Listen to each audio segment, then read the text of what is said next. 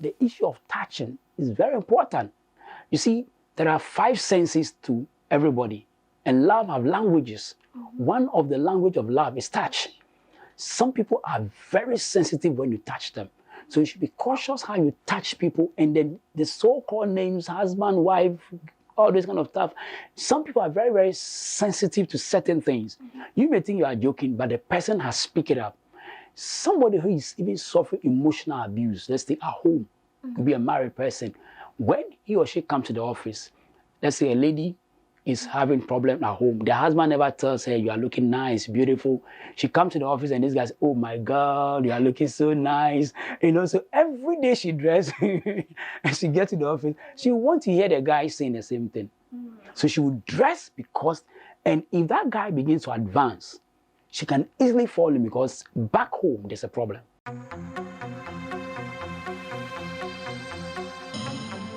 Hello and welcome to another exciting episode of Broad Daylight with me, Priscilla Moore. Today, it's all about office management and attitude. I'm having here with me in the studio Mr. Confident Agblobi Tetteh. He is the founder of Relevant Word Center, a registrar at GH Media School, a pastor, a lecturer, and also a mentor. You can see the kind of person I'm having in the studio today. Today, it's all about attitude and how to manage well an office. So please, you're welcome to us. Thank you. Thank you. Thank you. So you are always refusing to grow. You're always refusing to grow. It's good to be young forever. How do you do it? You just take your mind off the stress of life, the pressure of life, and sometimes it depends on the atmosphere in the house as well. Okay. Yes, so all those things are elements that makes you look younger, and the grace of God in addition. So how do you create the atmosphere? The atmosphere in the house, you know, if you have a peaceful atmosphere, the kind of woman you are married to, what happens in the house, and I don't take work stress to the house. Okay. I leave everything in the office Okay. And when I go home, it's home. Oh, wow. So when I'm about to leave the office, what I do is that I have documents that I write, this is for tomorrow. Okay. I don't carry it because work is work. House is house. Wow. So I deal with office as it is. I go home, I deal with that because you have work issues, marriage issues, family issues, and ministry issues to deal with. So you have to separate them. Unlike that, if you put all together to give you undue stress, there are so many problems in the world already. You don't need to add some to it. So that is how we're managing it by the grace of God. Yeah. Wow. Yes. So that's a tip there for us to learn. Yes. You not be carrying work home to No, the house. no, at all. Oh, At all. I have to be also. I have to also start refusing Yes. to go. What is that tip? So please, what's the definition for a well organized office, a well-managed office? Okay, so an office have a lot of elements. Okay. First, an office have got a desk. Okay. So you have your office table, what we call the office table. There are rules and ethics when it comes to the office table. So the table itself that you operate from, you know, should have management attached to it. Okay. The environment of the office, the ambience, the people that you work with. Also, all these are elements that make up an office. So if all these things are in a good order, then it's a well-managed office where your desk is not cluttered with so many things. You go to some post office, on the table, they have 1,001 books on one table. The pen is here, the pencil is here, all kinds of things. Even the computer is not arranged well. Everything should be in order. So there's what we call the clean table management, where even some banks practice it. Okay. You know, where you don't have so many things on your desk. You have to have just a few things, and the rest are placed somewhere. So that's for the desk, that space that you work within. The people that you deal with are human beings. They are not trees. You talk to them, you relate with them. So the way you manage their emotions, the way you manage expectation, the way you talk to them is part of office management. And your attitude in that environment, because there's a way to behave in the office There's a way to behave in the house. There's a way to behave at the market, and there's a way to behave in the classroom. The office has its own way that you need to behave and behave well. So these are things that we need to be aware. Don't forget that the office is where you are getting your revenue from. If you don't work well, you'll not be paid. So you don't take such a place for granted. You don't take certain attitudes to that place. So these are things we need to also be cautious of. Great. So talking about office behavior, yes. What do you think is negative? Maybe what you think is negative to you is positive to someone. So can you give us a general overview as to what is a negative attitude or a negative behavior in the workplace? So for example, you go to the office and then you are telling everybody about your family issues. You know, my husband beat me yesterday, or my wife did this. You know, you want to tell everybody about those are personal issues. They are not for office discussion. And then you don't go to the office and you are just biting, say all kinds of things in the office, because don't forget that that's a place for business, for work. There are targets to be achieved at the end of the day. So you cannot introduce certain things to the office environment. It does not mean that you should not talk personal issues. That can be maybe to a friend, but you don't open it up. Everybody in the office knows everything about your personal issues. There are people like that. In the office that they find themselves, virtually everybody know about their life, know about their husband, where he wears, what he does, everything, knows about their wife, and all this. Those things are not office discussions. For example, when you go to the House of Parliament, there's what we call parliamentary language. There are certain things you don't see. The same way in an office environment, there are things you don't involve in. So you should be very cautious so that you don't shoot yourself in the foot. Because some people can even use it against you in the office when you begin to open up on things that are not supposed to be opened up in the office. Interesting. So aside the bringing your family issues to the office, is there any other negative behavior? One of them is, let's take when it comes to eating habits. Okay. You know, some people, there are certain offices you are not supposed to eat in the office itself. There are certain offices, they have a kitchen. So you go to the kitchen. I work in a place where everybody must eat in the kitchen. You don't eat in the office. Reason being that if it's an AC environment, when you eat, it captures the atmosphere. So when somebody enters, the person will smell it and will not feel too comfortable. So it's a very important behavior if that rule is there. In the event there is no kitchen, that is where probably you are permitted to eat in the office. You can do that. So those things are critical. And even that place, your attitude when you are eating with your friends is very important. There are some people when they are eating with you, master, you will run away. the way they eat, they don't have mannerism and everything. So these are little things that you should be cautious of. Your eating habits, the way you talk to people, your dressing. It's part of behavior. You don't dress anyhow to the office, because the office is where you are dealing with people who are come to do business with your organization. So your dressing is very important. And your dressing, some offices have got specific dress code for each day. So you just follow the rules, and I'm sure you'll be fine. Yes. Interesting. Starting on the behavior, can one's temperament affect an office environment? Of course, because if you are a melancholy, melancholies are very quiet people, so they may not like to interact with a lot of people. So such a person will be a bit boring to live or to stay within an office. So that melancholy has to work on him or herself to come out of that temperament, because you are relating with people. Then you can interact with people. You see, you should be pleasant when people are interacting with you. People should not interact with you and feel more depressed that they came.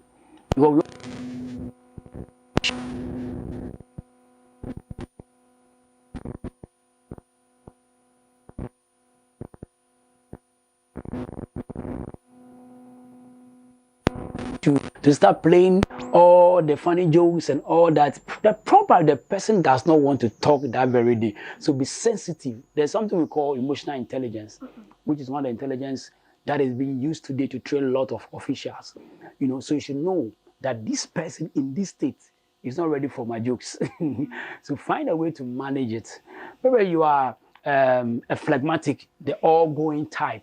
So you should also manage it because you are living with other people with different temperament. There's a saying that the best executive is the one that is able to relate well with everybody. Irrespective of your emotional state, you are able to relate well. You will not be in the best mood. The choleric don't care about your mood. They want to get things done. You don't care whether you pass through fire or water. They want it done. But even that, you should know that these are human beings. They are complex beings. So you should manage it. So temperament can affect a lot of attitude. In fact, temperament is one of the main things that affect behavior in the office. So is it that as a leader, you have to study the temperament of each and everyone so that you'll be able to relate it better with them, especially when it comes to choosing workers for an office? You may not be able to study their temperament before they come. But in interview sessions, you can read somebody's temperament. When you come for an interview, you can tell the person's temperament the first 5 minutes when the person begins to talk. And sometimes when you go to the CV of the person, you can see the kind of person you are dealing with. So the manager will have to know their various temperaments. The temperament comes with abilities because it's office. Abilities, it comes with personality. What is that personality? So the personality will inform the job role. The temperament will also inform the job role. You want somebody to be a sales manager. You don't place a melancholy as a sales manager. You are going to have a lot of problems. Wow. Because the melancholists are perfectionists. Nothing really pleases them. And so the sales guys will never be able to please a melancholic sales manager who, when you haven't done 90%, say, Master, you must get 100%. But when you place somebody with the choleric and the blend of the sanguine, you can understand people. You say, okay, look, I've been a sales manager before. And so, okay, you have done 50. You can move on. Next time, push to 60 and all that. So you look at the person's temperament, the personality, and the abilities of the person. That helps you to fix the right people in the right place, or there will be problem. You want a receptionist. You don't place somebody who is also less, because melancholists are very, very reserved people unless they have been refined. So the receptionist, you want somebody that is lively. When you have to say, oh, hello, you're welcome.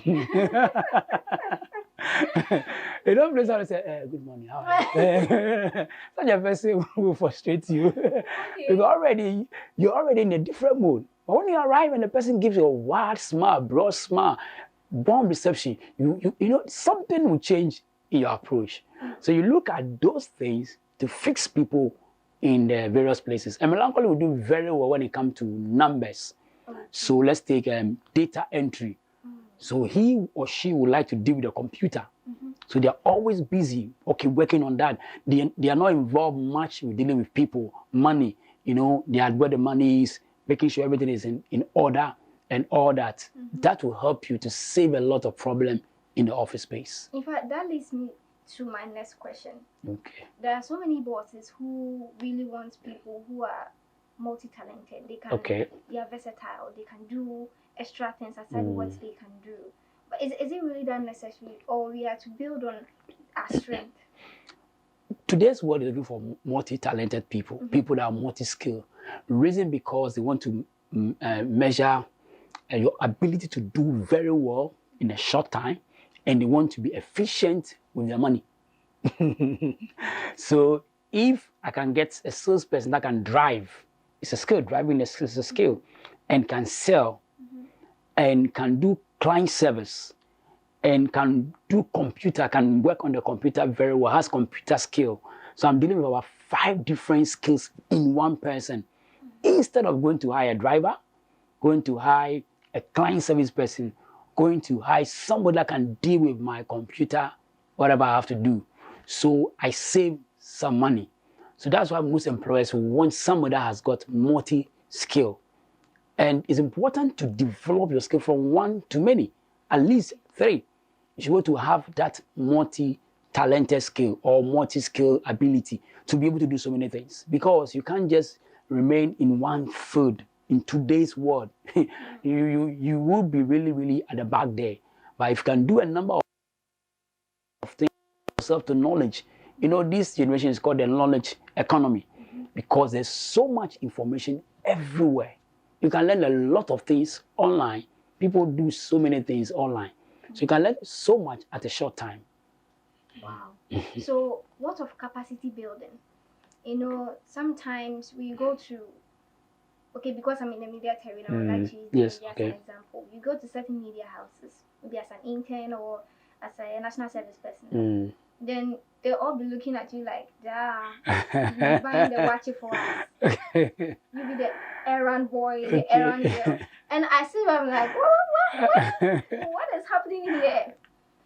Building people, I mean, mentoring people, I've seen that it's very difficult for people because they feel, say, when I teach you, you become better than myself, so I won't do that at all. Is that really a good thing to do? No.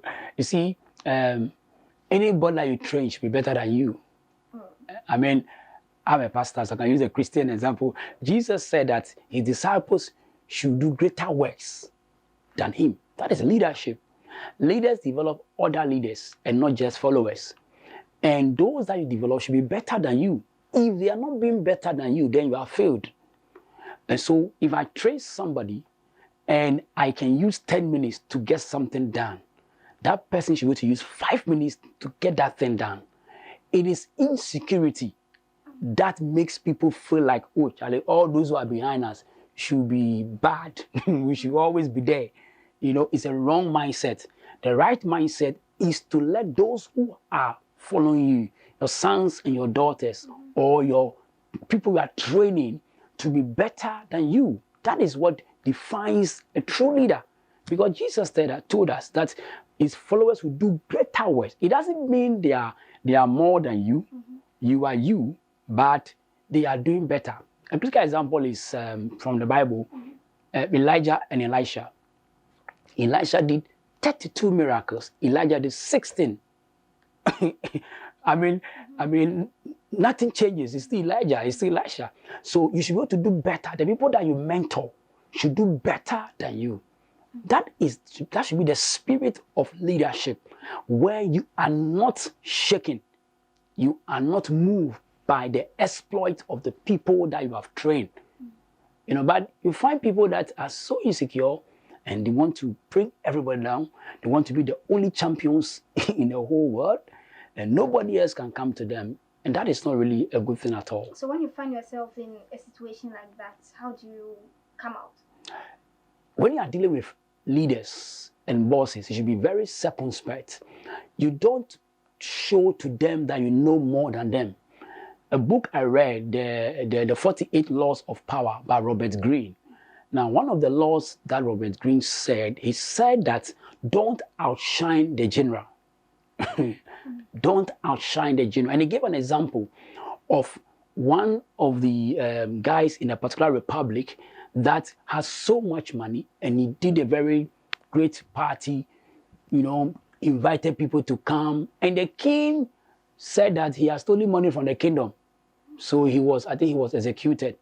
One guy had a scientific discovery, and he discovered a thing, and he said this discovery, it is crediting it to the king. And the king promoted him. So it is wisdom.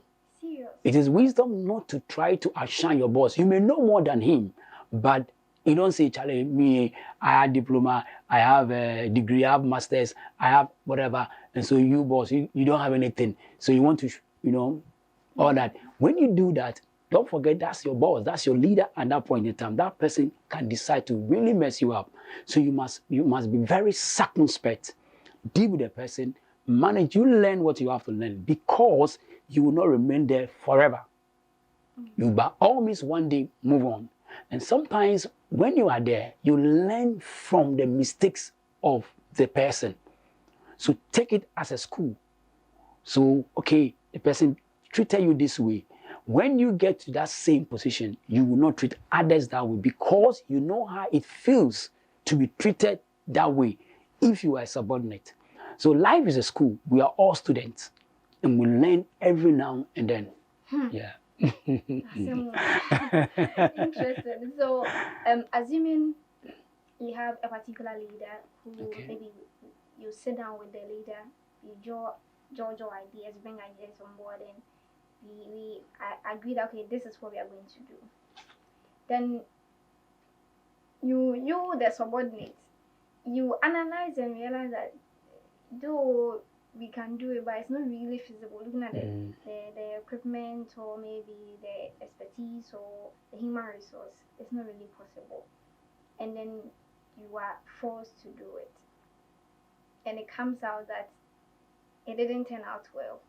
As a subordinate, what will you do? And then you are like, and maybe the blame is poured on you that why didn't you make that thing work? How will you do?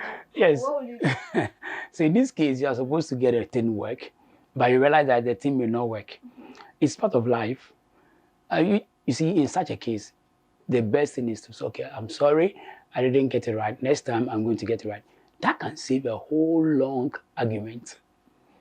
You know, and you have to assure your superior that, look, I'm going to get it right next time. Because you don't want to get into an argument with your superior. You don't want your superior to feel like you don't respect him in the office. You don't want your superior to feel threatened, especially if that person have high level of insecurity. Or the person will see you as an enemy. And sometimes we begin to work things out against you. Sometimes you can even speak over a robber if that person is not the owner of the business, can do all kinds of things to make the environment uncomfortable for you. So it's always important to be smart when you are dealing with superiors. Sometimes you may be right. There's a principle, you don't confront a leader openly. Never confront a leader openly. It doesn't matter how right you are. Don't say, let me tell him my peace of mind. After all, what? No? So you may be right, he may be wrong, and may be lashing at you openly.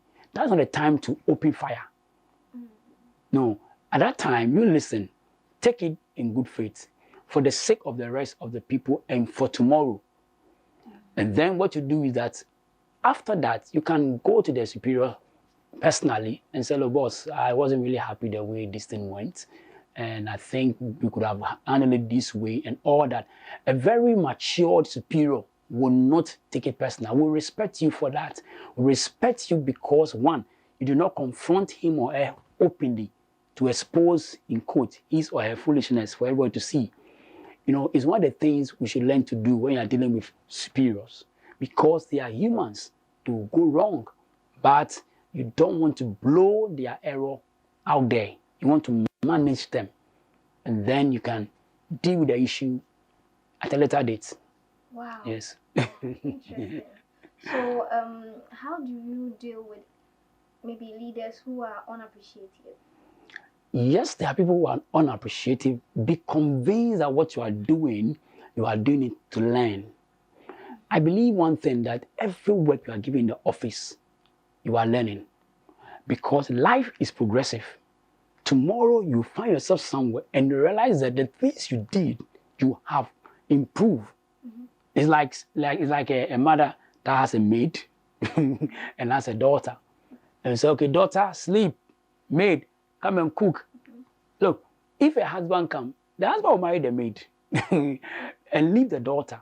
The daughter may think the woman is being wicked, or the woman may think she's being, she's pumping the daughter and all that, but she is denying her daughter the ability or the opportunity to learn things in life. The same way, you may think he's punishing you, or she may think she's being hard, but you are learning life, you are learning things, a whole lot. One day you find yourself in a similar position. That is the truth about life. Some people lose focus of that truth, and so they behave in the present. You don't live for today.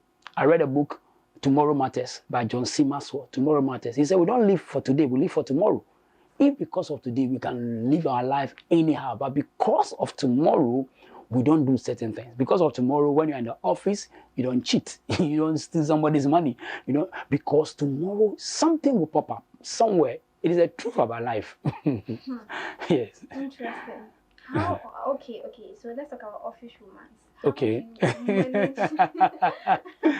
There are some people who are facing challenges like that. They have maybe bosses who are trying to Yeah. Abuse them one way or the other. Not in this office. Yeah, I know. We have general issues like that. Yeah. So how do you deal with that one also? Office romance can be with your boss, with a colleague, or a subordinate. Okay. So where a subordinate is to a boss and a lesser person, especially in that case, sometimes it can be a female, and anyway, it can happen that way. You should always be cautious. In the office, you spend 8 hours plus. You go to the office in the morning and you close at 5 p.m. You don't spend that time in the house. Because you get home, depending on where you stay, you get home like 5 or 6. When you get home, you are tired. So if you're a married person, the maximum time you have to chat with your wife or your husband, maybe like an hour or 2. But that is if you want to stretch it.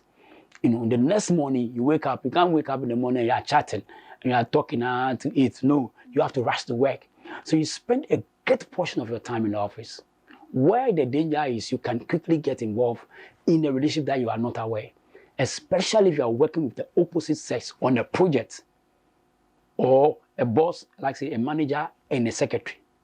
Because you go to meetings upon meetings with your secretary as a manager, and everywhere you are going, the person, you are sitting in the same car, you are chatting, sometimes you have to go for some place to go and eat because you must move from there to another meeting. So if you are not careful, emotional bond can form. And that is where romance starts, where it moves into relationship, and then sexual relationship kicks in. So you realize that you have people in the same office and they are having sex with each other, but they are not like married people. All right. Now, when that's happening, you must advise yourself. In the first place, the way you dress in the office is very important, especially for the female. And the issue of touching is very important. You see, there are 5 senses to everybody, and love have languages. One of the language of love is touch. Some people are very sensitive when you touch them. So you should be cautious how you touch people, and then the so-called names, husband, wife, all this kind of stuff. Some people are very, very sensitive to certain things. You may think you are joking, but the person has picked it up. Somebody who is even suffering emotional abuse, let's say at home, could be a married person. When he or she comes to the office, let's say a lady is having problem at home. The husband never tells her, you are looking nice, beautiful. She comes to the office and this guy's, oh my God, you are looking so nice. So every day she dresses and she gets to the office, she wants to hear the guy saying the same thing. So she would dress because, and if that guy begins to advance, she can easily fall in because back home there's a problem.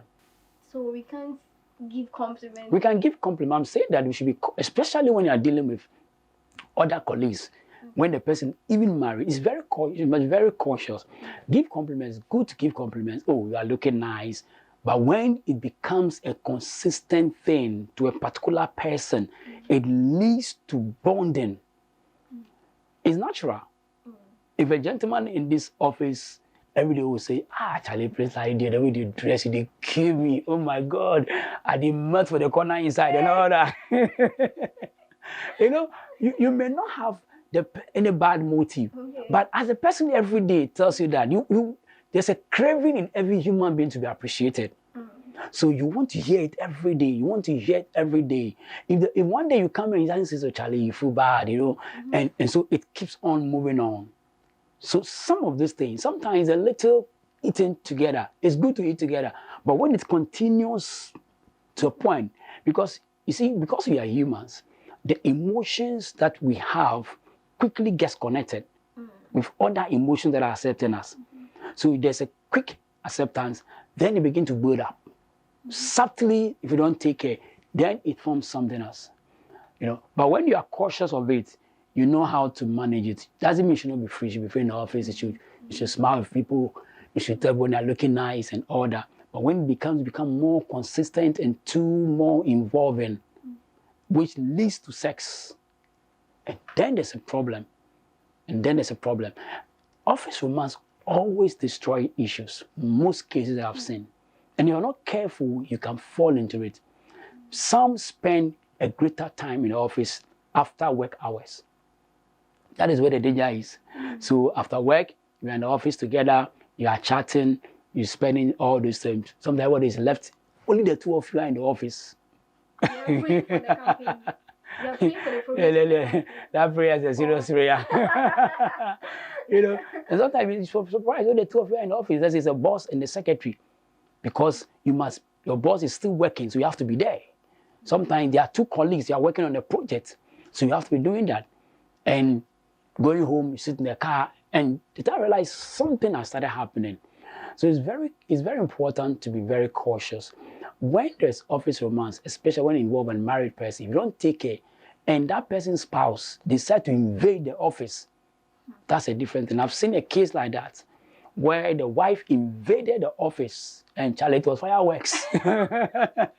Fortunately, the lady was not there that day. Like you imagine the show, So those things are there, where the person can invade. Sometimes somebody will go and tell somebody that, oh, I've seen your husband or your wife or your sister or whatever is going out with this person, and it may not be true. Sometimes true, and can lead to a whole lot. And when it continues, it affects respect. It affects respect. So you see that this same secretary or this same receptionist or this same colleague that respects you, when the person sees another colleague in the office getting closer, then fire. Then you see unnecessary quarrels will start popping up, and work is not going on because there are problems, so they will not be able to do the projects that they are supposed to do. So these are things that we should be because the office is to work. Doesn't mean that we should not relate with people, it's to work.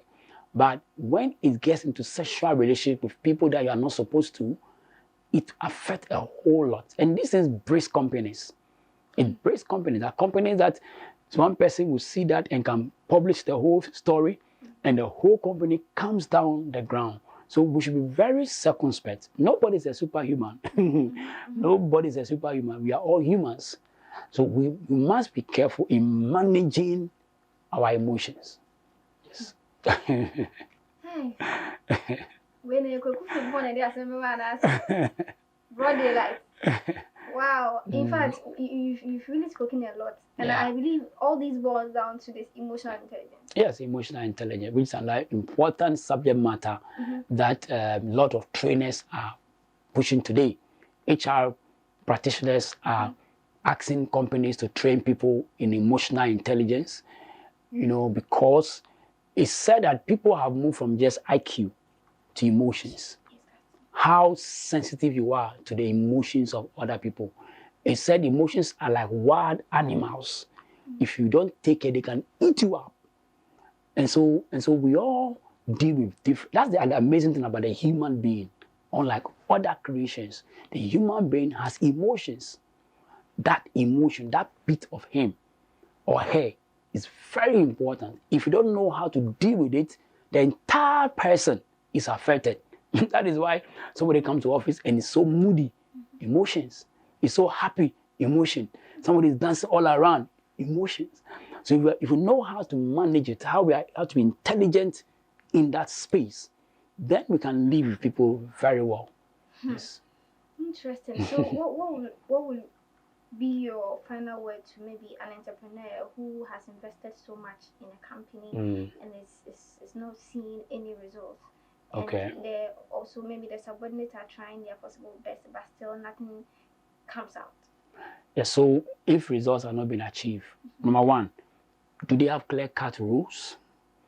What are their roles? What are their duties? The challenge I've seen with most entrepreneurs is that sometimes they start a business, they don't give clear-cut duties. Okay, your role is this.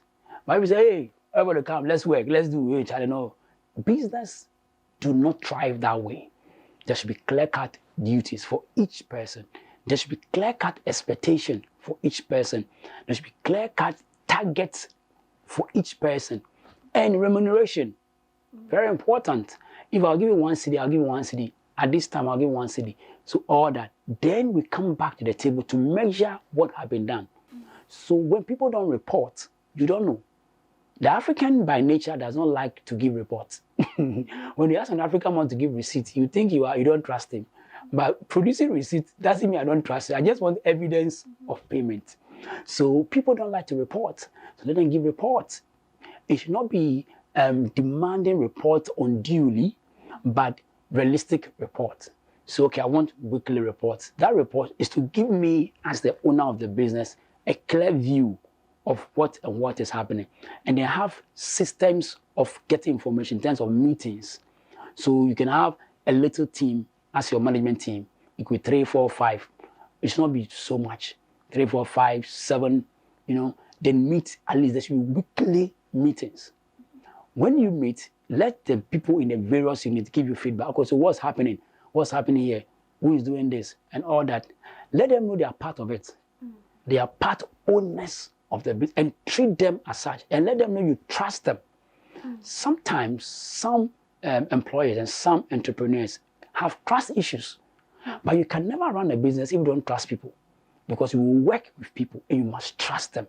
So you must let them know you trust them, and they must trust you. If they are suspicious of you, trust me. This that man will forget him. This man will not even, because when they see the money coming, then you say, oh, the money no come, no money has come over the weekend, then phew, you are vanished. So those things are very essential, because don't forget that you are in a competition with other businesses and you must win. You have invested money, but the chairs, the cars, the things in the office, they don't talk. It's the people that talk. It's the people that will make the computer work. It's the people that will put the camera or the computer or drive the car. The cars not drive themselves. So work on them.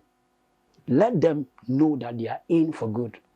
With that, you'll be surprised. Every business that have a great team, the secret of most great business is a team, not the office, the team. If the team is good, they'll get somewhere. Just to say something last for that, Jesus, when he came on earth, spent a whole night to pray for his team. He was God, but came on earth. He spent a whole night just to pray for the people he would choose, because he knew if he chose the wrong people, even that there was a devil among them, Judas. But he spent a whole night. When he got the right team, 11-member team, one devil. He was okay. Even the devil, Judas, the funny guy, he used him, placed him in charge of money. Anybody who places in charge of money, you trust. So he placed him in charge of money. He was still the money, but he was there. And Jesus was still moving. And he was able within 3 years to accomplish a whole lot. The team. Each of them had their differences, but he managed them. So it's important to be very smart in those areas. Yes. Oh, wow. Yeah. I wish this meeting never ends. Thank you so much for It's coming. A pleasure. It's a pleasure. Fact, It's a this pleasure. is so refreshing. You thank God. It's exciting. Yeah. Oh. The place I like most is the office romance. Yeah.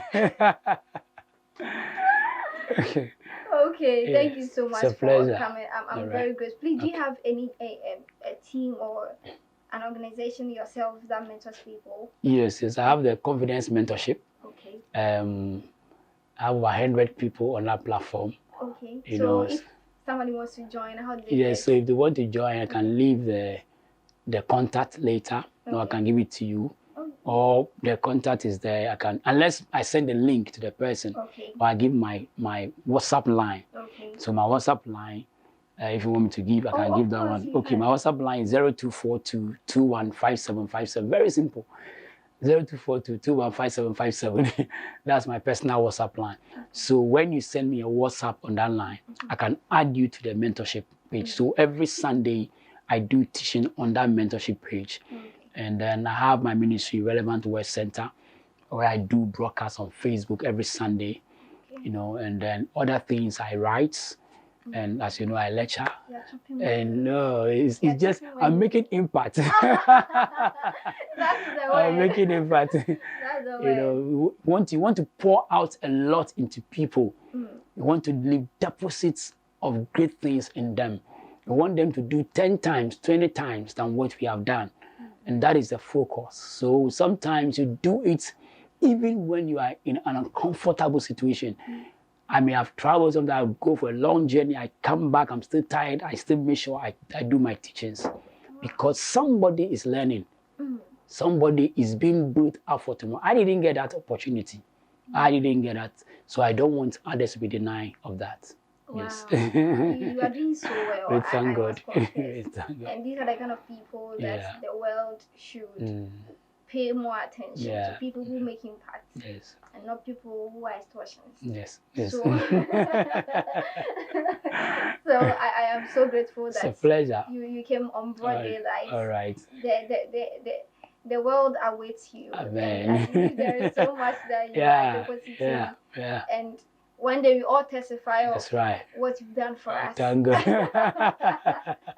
Okay, All so right. this is where we draw today's Curtains on Broad Daylight. I was here with Mr. Confidence Agblobi Tetteh. He's a mentor and the founder of Relevant Word Center. He's also a registrar at GA Schools, a lecturer, and a pastor. So today we really had an interesting time. I hope you've learned a lot about office management and attitude. By implementing everything that he has said, I believe you have a safe environment for all of us so that we can all bring out all that is embedded in us. My name is Priscilla Moore. Continue to follow us on our social media handles: Facebook, Cmgh TV, YouTube, Cmgh TV, Instagram, Cmgh TV, and Twitter at Cmgh TV. Also log on to our website, that is www.cmonline.com.gh, for more news stories. It's your authentic online news portal. Until another episode, bye.